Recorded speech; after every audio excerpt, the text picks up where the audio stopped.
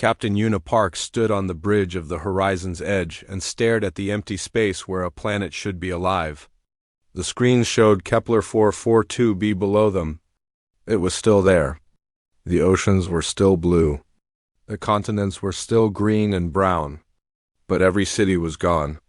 Every town was black glass. Every human signal was silent. 3.2 million. People had lived on that world. Farmers, teachers, children, engineers, doctors, families, who had traveled 40 light years from Earth to build new lives. Now there was nothing. Not even bodies?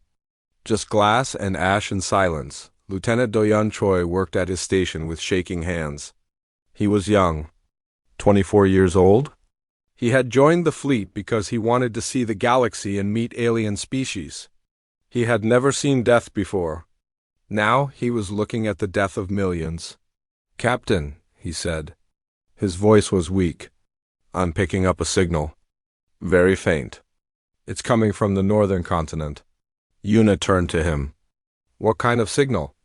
"Civilian. Educational frequency. It's dead?" "It's a child's learning tablet." The bridge went quiet. Everyone stopped working and listened. Do-Yeon's fingers moved across his controls. Then sound came through the speakers. At first it was just static. Then there was screaming. Then there was a child's voice saying "Mommy" over and over. Then there was fire. Then there was nothing. Una gripped the railing in front of her. Her knuckles turned white. "Can you get video?" Do-Yeon nodded. He was crying now, but he kept working. The main screen flickered. Then the video appeared. It showed a street in a small town. People were running. They were not soldiers. They were families. Parents carrying children. Old people moving as fast as they could. They were running toward a group of Velthari soldiers. The Velthari were tall aliens with gray skin and 4 arms. They wore black armor. The humans were holding white flags. They were surrendering. The Velthari raised their weapons and fired. The humans fell. All of them. The parents. The children. The old people. They fell and did not get up. The Velthari walked through the bodies and kept shooting to make sure everyone was dead. Then they moved to the next street. The video changed. Now it showed a hospital. Velthari ships flew overhead and dropped fire on the building. People jumped from windows to escape the flames. The Velthari shot them as they fell. The video changed again. A school, children hiding under desks. Velthari soldiers walking through the rooms. The video stopped. Una realized she was not breathing. She took a breath. It hurt. Everything hurt. "Download everything," she said. "Everything you can find. Every image. Every sound. Every data file. We're taking it all back to Earth." "Yes, Captain." Do-Yeon wiped his face with his sleeve and kept working. Una turned to her communications officer. "Send a message to Fleet Command. Priority 1. Admiral Taiho needs to see this immediately." The message traveled across the stars. It reached Earth 12 hours later. Admiral Taiho Kim was in his office when it arrived. He was 61 years old. He had served in the fleet for 40 years. He had fought in the border conflicts when he was young. He had seen combat. He had seen death. He thought he understood war. He watched the video from Kepler 442b, then he watched it again. Then he sat alone in his office for a long time. His aide knocked on the door. "Admiral? The Galactic Concord is requesting a response. They want to know if humanity will remain calm and allow the diplomatic process to work." Taiho looked up. His face was empty of all expression. That was more frightening than anger. "Get me Counselor Minji," he said. "Get me every fleet commander. Get me the War Council. And get me a channel to the Concord." "What should I tell them, sir?" "About remaining calm?" Taiho stood up. He walked to his window and looked out at Earth. Blue oceans. White clouds. Green continents. 7 billion people who did not yet know that 3 million of their brothers and sisters had been burned alive. "Tell them no," he said meanwhile.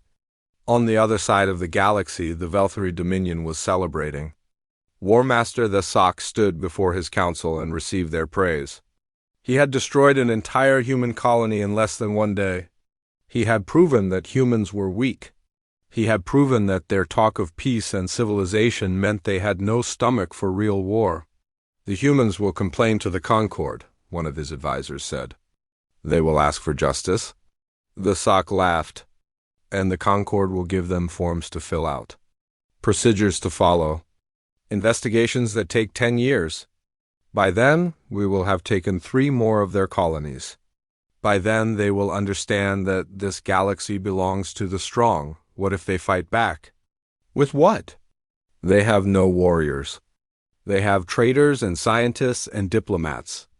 They have spent 300 years proving how civilized they are.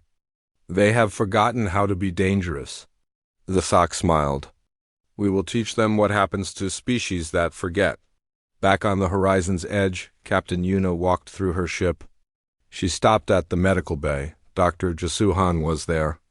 Jasu was the ship's cultural expert. She had spent 20 years studying alien languages and customs. She believed that communication and understanding could solve any problem. Now she was sitting alone, looking at her personal tablet. On the screen was a photo of a woman and 2 young children. Her sister, her niece and nephew. They had lived on Kepler 442. Yuna sat down next to her. She did not speak. There was nothing to say? I talked to them last week, Jasu said. Her voice was very quiet. My niece was learning to play piano. She wanted to show me a song she learned. I told her I was too busy. I said I would call her back. She stopped. I never called her back. Yuna put her hand on Jasu's shoulder. Jasu leaned into her and cried. Outside the window, the dead planet turned slowly in the darkness. 3.2 million people. Burned alive because an alien species thought humanity was too civilized to fight back. Too peaceful to be a threat. Too soft to be dangerous. They were about to learn how wrong they were. The United Planetary Council chamber was the largest room on Earth. It could hold 10,000 people. Today, every seat was full. Representatives from every human colony attended through quantum link screens that floated in the air around the room. 47 worlds. 12 billion humans. All of them watching. All of them waiting. Counselor Minji Lee stood at the center of the chamber. She was 53 years old. She had led the council for 8 years. She was known for her calm voice and her careful decisions. She never acted in anger. She always found the peaceful solution. Today she did not look calm. 3 days ago, she said, we lost contact with our colony on Kepler 442b, Captain Yuna. Park of the Horizon's Edge was sent to investigate. This is what she found. The lights went dark. The video from Kepler 442 be played on every screen in the chamber. The running families. The white flags. The Velthari soldiers firing. The hospital burning. The school. The silence. When the video ended, no one spoke. No one moved. The chamber was completely still. Ambassador Sujin Yoon stepped forward. She was humanity's voice in the Galactic Concord. She had spent 30 years building relationships with alien species. She believed in galactic law. She believed that the system worked. I brought this evidence to the Concord, she said. I demanded justice. I demanded action. She stopped. Her hands were shaking. The Velthari claim that our colonists were terrorists. They claim they were defending themselves. The Concord has agreed to investigate. When? Someone shouted from the chamber. Sujin closed her eyes. The standard investigation process takes 11 years. The chamber exploded. People were shouting. People were crying. People were standing up and demanding action. Minji let them shout. She understood. She felt the same way. General Hyunsu Beek stepped to the platform. He was the head of strategic military operations. He was 60 years old and had the body of a soldier half his age. He did not believe in diplomacy. He believed in strength. While we wait for their investigation, he said, Our intelligence shows that the Velthari are preparing attacks on 3 more of our colonies, Myra, New Bison, Heaven's Gate, 8 million more people. The shouting stopped. Fear replaced anger. They think we won't fight, Hyunsu continued. They think we've become soft. They think 300 years of peace means we've forgotten what we are. He looked around the chamber. They're wrong? An old representative stood up. His name was Councillor Woojin Shin. He had been in politics for 50 years. He had helped write the treaties that brought humanity into the Galactic Concord. If we attack the Velthari, he said, we break every treaty we've signed. We lose our place in the Concord. We lose 300 years of work. We become what they say we are. We become the violent species that the galaxy always feared. And if we don't attack? Hyunsu asked. We lose 8 million more people. Then more after that. How many do we let them kill before we stop asking permission? The debate went on for hours. Some said trust the system. Some said the system had failed. Some said war would destroy everything humanity had built. Some said there would be nothing left to build. If they didn't fight, then Dr. Jisoo Han asked to speak. She walked to the platform slowly. She was not a politician. She was not a soldier. She was a scientist who studied languages and cultures. She still wore the same clothes from the horizon's edge. She had not slept in 3 days. I have spent my whole life believing in communication, she said. I believe that if we understood each other, we could solve any problem. I believe that peace was always possible. She stopped. My sister believed that too. She raised her children to believe it. She taught them to be kind, to be open, to trust. She looked up at the chamber. Her eyes were red, but her voice was steady. The Velthari burned her children alive. They burned them while they were hiding under their desks at school. They burned them while they were surrendering. They burned them while they were begging for their lives. She took a breath. We spent 300 years proving we could be civilized. We earned our place in this galaxy. We showed everyone that humans could be peaceful. And now the Velthari are using that peace as a weapon against us. They think being civilized means we won't protect our children. She turned to Councillor Woojin. You're right. If we fight, we lose what we built. But what we built means nothing if we let our children burn. What we built means nothing if peace only protects the ones who break it. The chamber was silent. Minji stepped forward. We will vote, she said. All in favor of withdrawing from the Galactic Concords, non-aggression protocols, and authorizing military action against the Velthari Dominion. The votes came in. Every colony, every representative, every world. The vote was unanimous. Minji stood tall. She opened a channel to the entire galaxy. Every species in the Concord would hear this message. Every world would know what humanity had decided. To the Galactic Concord, she said. The United Human Worlds formally withdraw from all non-aggression protocols. We will no longer submit to laws that protect the ones who murder our people. We will no longer wait for justice that never comes. She paused. When she spoke again, her voice was different, harder, colder. To the Velthari Dominion, you killed 3.2 million of our people. You killed our children. You thought this would make us afraid. You were wrong. You thought we had forgotten what we are. You were wrong. For 300 years we have shown you our civilization. Now we will show you our history. Now we will show you what humans do to those who hurt our families. She looked directly into the camera. We gave you our best. You threw it away. So now we give you our worst. You wanted to see humans fight. You wanted to see us stop being civilized. Her eyes were ice. Congratulations. You're going to get exactly what you asked for. The channel closed. The message went out to every corner of the galaxy. On 100,000 worlds, alien species heard the words and felt something they had not felt in a long time. Fear. Admiral Taiho received the authorization.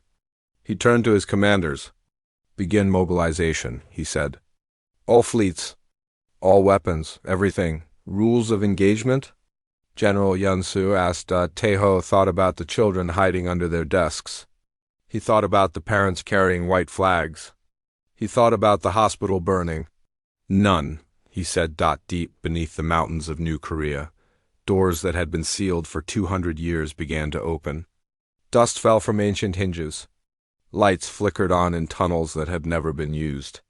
And weapons that humanity had built but never shown to anyone finally woke from their long sleep. Engineer Yoonji Lim walked through the underground facility with Admiral Taeho at her side. She was 45 years old and had spent her entire career working on Project Achilles. She had hoped she would never have to use it.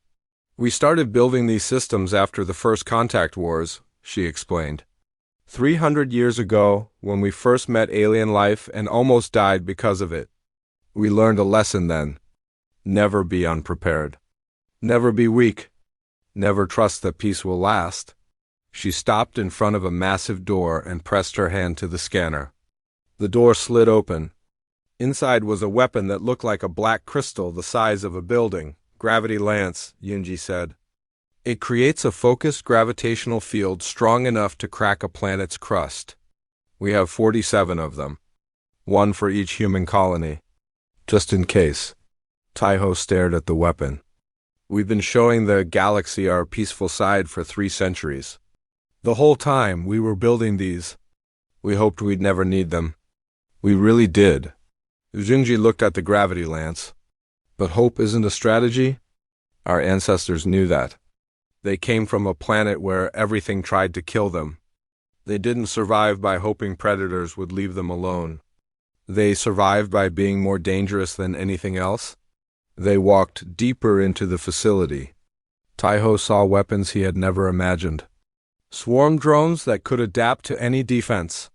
Ships that could move faster than light without jumping. Bombs that could burn the atmosphere off a planet in minutes. "The Concorde thinks we spent 300 years becoming soft," Yoonji said. "They don't understand. We spent 300 years becoming patient. There's a difference." Across human space, the mobilization began. Commander Seojun Kong stood in the hangar bay of the carrier, unbreakable resolve, and addressed his troops. "The first expeditionary strike force, 10,000 soldiers. The best humanity had. The Velthari have 400 warships," he said. "They have orbital stations and defense platforms. They have 20 billion people, and they think that makes them strong." He walked along the line of soldiers. They were young and old, men and women, people from every human world. They were not scared. They were angry. "They've never fought humans," Seojun said. "Not really. They've seen our diplomats. They've seen our traitors. They've seen us smile and shake hands and sign treaties. They think that's all we are." He stopped. "They're about to meet the other part. The part we keep locked away. The part that ate its way to the top of a death world and then looked around for more." He raised his voice. "They killed our children. They laughed about it. They called us weak. They said we were too civilized to fight back." His eyes burned. "Show them what civilized humans do when you take their families. Show them why our ancestors conquered Earth. Show them why every predator on our planet learned to fear us." The soldiers roared. The sound shook the walls. Pilot Jing Yukon sat in the cockpit of his fighter and ran through his final checks. He was 28 years old. He had been flying since he was 16. His call sign was Reaper, and he had earned it in the border conflicts. 5 years ago, his squadron was called the Black Wings, 12 pilots. The fastest and most deadly in the fleet. They would be the first ones through when the fighting started. "Nervous?" his wingman asked over the radio. Jung-yuk smiled. "I've been waiting for this my whole life, hoping it would never come." "But waiting, what do you mean?" "Every human pilot knows. Somewhere in the back of our minds, we know that someday we'll have to stop playing nice. Someday, someone will push too hard, and we'll have to show them what we really are." He closed his cockpit. "Today's that day." The fleet gathered 12,000 warships. Carriers and destroyers and cruisers and frigates. Ships from every human world. The largest military force in human history. Admiral Taiho stood on the bridge of the flagship Eternal Fury and watched them assemble. So many ships that they blocked out the stars. "Admiral," his aide said, "we've received a message from the Galactic Concord. High Arbiter Kessex is demanding that we stand down. He says military action is not permitted under Concord law." Taiho didn't look away from the window. Where was Concord law when they burned our hospitals? Where was Concord law when they shot our children? "He says there will be consequences if we attack." "Good, there should be consequences." Taiho turned to his crew. "Signal all ships. We jump in 1 hour." The news spread across the galaxy. Humanity was going to war. Real war, not skirmishes. Not border disputes, war, the Velthari laughed. War Master Thesok sent a message to the Concord mocking humanity's tantrum. He said his fleet would destroy the humans easily. He said it would be over in a week. Other species were not so confident. They had read human history. They knew what humans had done to each other in the old days. The wars, the bombs, the weapons that could end worlds. They had always wondered what would happen if humans turned that violence outward.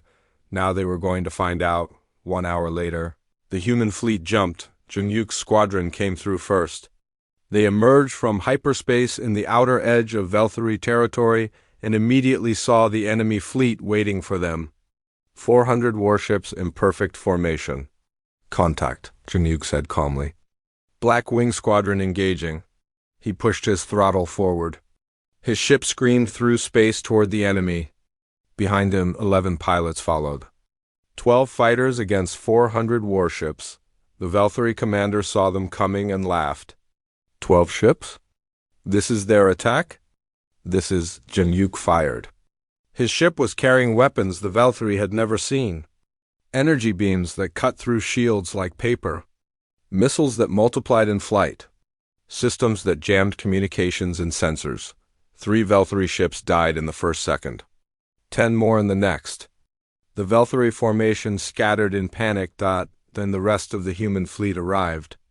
12,000 ships dropping out of hyperspace all at once. The sky filled with them. They came in waves surrounding the Velthari fleet, cutting off all escape. Jungyuk's voice came over the radio to the Velthari commander. Just 4 words: wolves don't negotiate.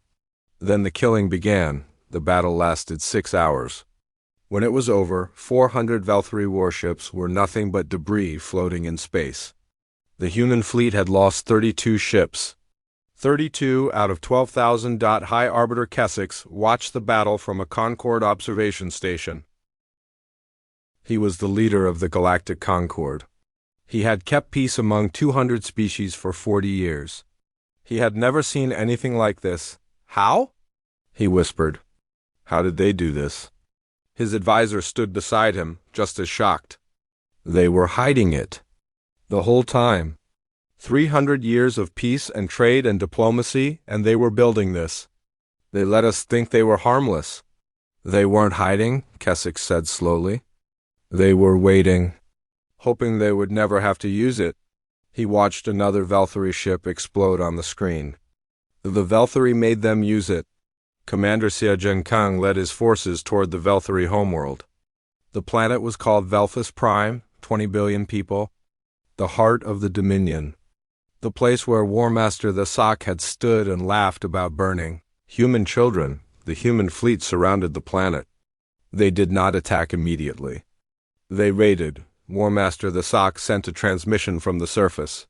His voice was not laughing anymore. "Human fleet, this is War Master Thesok. I am prepared to discuss terms of surrender."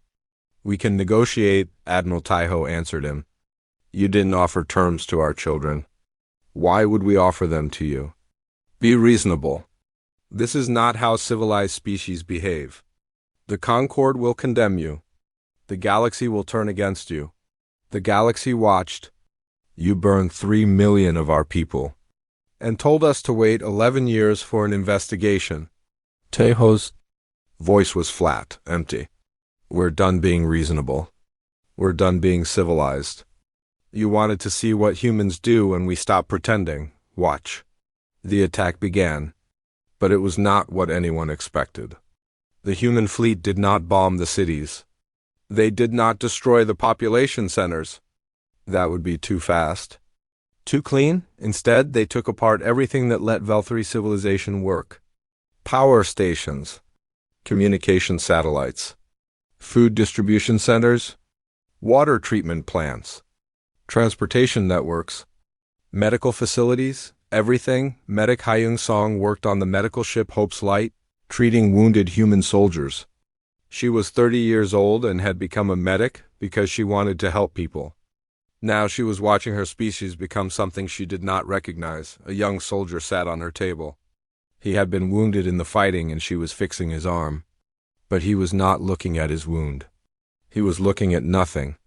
"I killed a ship today," he said quietly. "A transport ship. It was trying to run away. There were no weapons on it. I think there were families inside." He looked at Hyung. I didn't even hesitate. Hyung finished his arm. She didn't know what to say. What could she say? They were at war. People did things in war that they would never do in peace. Later, she sent a report to Captain Yuna on the horizon's edge. "We're winning," she wrote. "But I don't know what we're becoming. The soldiers are effective. Too effective. They don't ask questions. They don't hesitate. They just destroy. I became a medic to save lives. Now I'm healing people so they can go back out and end them." Yuna read the report alone in her quarters. She understood what Hyung meant. She felt it too. The anger that had started as grief was becoming something else. Something colder. Something that didn't care about right or wrong anymore. On Veltha's Prime, the Velthari were learning what it meant to have their civilization taken away. The power was gone. The cities were dark. The food was running out. The hospitals could not function. Children were crying for water. Old people were dying without medicine. Warmaster the Sock sent message after message to the human fleet. He offered surrender. He offered payment. He offered to give back the bodies of the dead from Kepler 442b. He offered anything they wanted. Admiral Taiho did not answer. Finally, the Velthari civilians began sending their own messages. Not the government. Not the military. Just normal people. Parents, workers, teachers. They begged for mercy. They said they had not known about Kepler 442b. They said they did not support what their leaders had done. They said their children were innocent. Admiral Taiho sat in his command chair and read the messages. Thousands of them, millions, all asking for the same thing. Mercy, compassion, civilization. General Hyunsu stood beside him. Orders. Taiho stared at the messages for a long time. He thought about the video from Kepler 442b, the parents carrying white flags, the children hiding under desks. They had begged too. They had been innocent too. "They're asking for what we buried with our dead," he said finally. "Tell them it's not available." The Galactic Concord held an emergency session. High Arbiter Kessex demanded that humanity stop the attack. He said this was against all laws of war. He said humanity was committing crimes against civilization. Counselor Minji answered him through a video link. Her face was tired, but her eyes were hard. "Where was this session when our colony was burning?" she asked. "Where was this urgency when our children were dying? You told us to wait. You told us to trust the process. You told us civilization would protect us." She leaned forward. "Civilization failed us, so we're not being civilized anymore." "You're destroying them," Kessex said. "Not just their military, their entire society. Their ability to survive, yes, we are." Manji did not blink. "They destroyed ours. 3.2 million people. Gone. Burned. We didn't start this. But we're going to finish it. And when we're done, every species in this galaxy is going to remember what happens when you hurt human children." The session ended.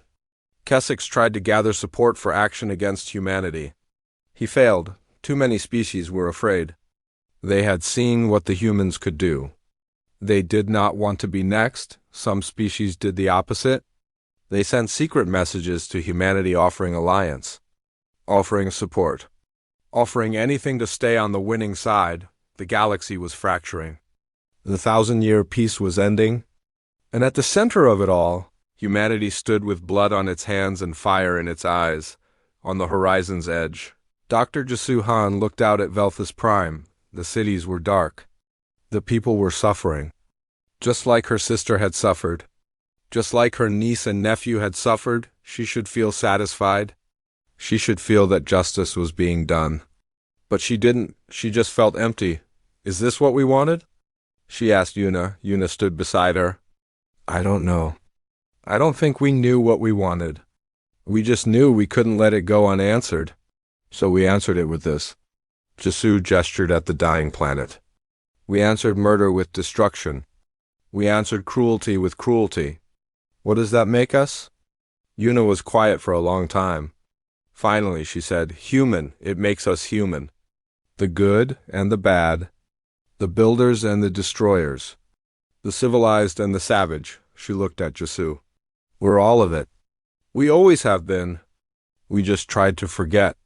Below them, Velthus Prime burned in the darkness. 1 year later. The galaxy was a different place. The Velthari Dominion still existed, but only barely. Their military was gone. Their infrastructure would take 50 years to rebuild. Their population had dropped by 2 billion from starvation and disease and the chaos that came when a civilization collapsed. They were not a power anymore. They were a warning. War Master Thesak had been captured alive. Admiral Taiho had given him to the survivors of Kepler 442b. What happened to him after that was never officially recorded. No one asked. The Galactic Concord had fractured. High Arbiter Kessex had tried to hold it together, but he failed. 30 species had left to form their own alliance. 40 more had signed defense treaties with humanity. The rest stayed neutral and hoped they would never have to choose a side. The 1,000-year peace was over. Everyone knew it. Everyone felt it. The galaxy was more dangerous now than it had been since the ancient wars, and at the center of it all was humanity on Earth. There were no celebrations, no parades, no monuments to victory. People did not cheer in the streets. They did not wave flags and sing songs. They went to memorials. They lit candles for the dead.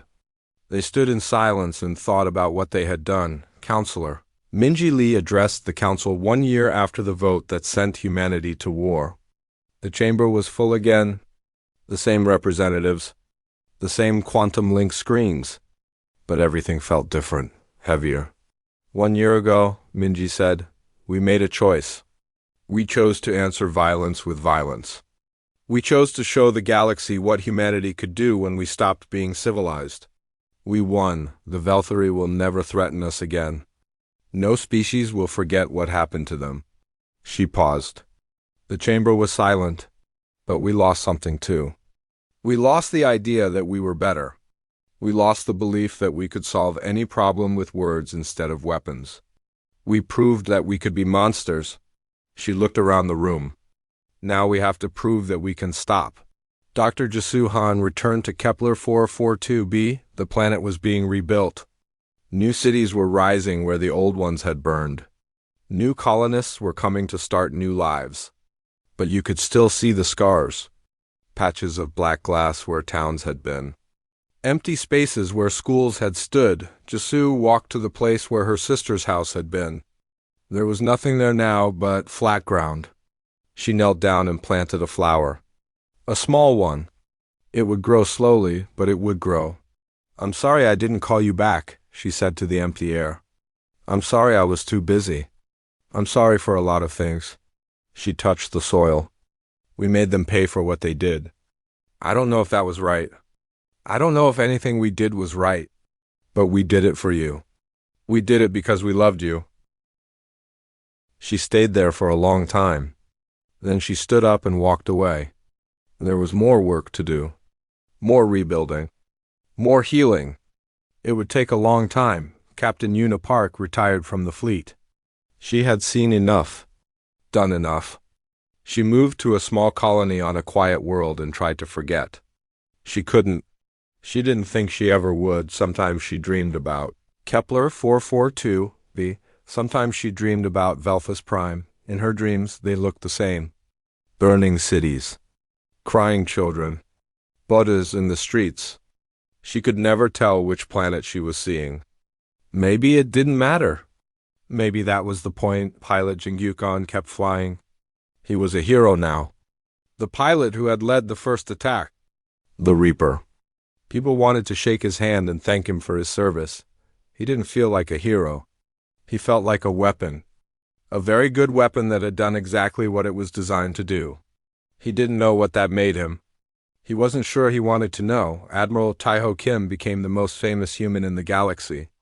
Also the most feared. When he walked into a room, people went quiet. When he spoke, people listened. He had more power than anyone in human history. He hated it. 1 year after the war, he gave a final address to the Galactic Concord. Every species watched. Every world listened. They wanted to know what humanity would do next. They wanted to know if they were safe. Taiho stood alone on the platform. He looked old, tired. He looked like a man who had done something terrible and knew it. "You called us civilized," he said. "You were right. We built that civilization over thousands of years. Brick by brick, law by law, treaty by treaty. We earned it with patience and sacrifice.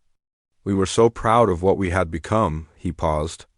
"And then you burned our children alive and asked us to fill out paperwork." The chamber was silent. No one moved. "So we showed you what we were before we became civilized. The thing that clawed its way to the top of a death world. The species that invented love and war at the same time. The people who will burn everything they have built to protect what they love." His voice dropped. Not softer, harder. "Now you know what humanity really is? We are the species that chose to be civilized. We weren't born to it. We weren't made for it. We chose it because we wanted to be better than what we came from. We chose it every single day for 10,000 years. And it was hard. It was so hard. Because under all the civilization, under all the treaties and laws and diplomacy, we're still the thing that ate its way to the top of the food chain. We're still the thing that learned to kill before it learned to speak." He looked directly into the camera. Directly into the eyes of every being in the galaxy. The Velthari made us choose between our civilization and our children. They thought we would choose civilization? They were wrong. We will always choose our children. We will always choose our families. We will burn the galaxy down to protect them, and we will not hesitate and we will not stop. He took a breath. But we don't want to be monsters. We want to go back to being civilized. We want to build things instead of destroy them. We want to be the species we chose to be. His eyes were hard as iron. So here's my message to the galaxy. We are going to put our weapons away. We are going to rebuild what was broken. We are going to be peaceful again. And if you let us, we will be the best allies you have ever had. We will trade with you and help you and protect you and treat you with respect. His voice went cold. But don't ever make us choose again. Because now you know what we are.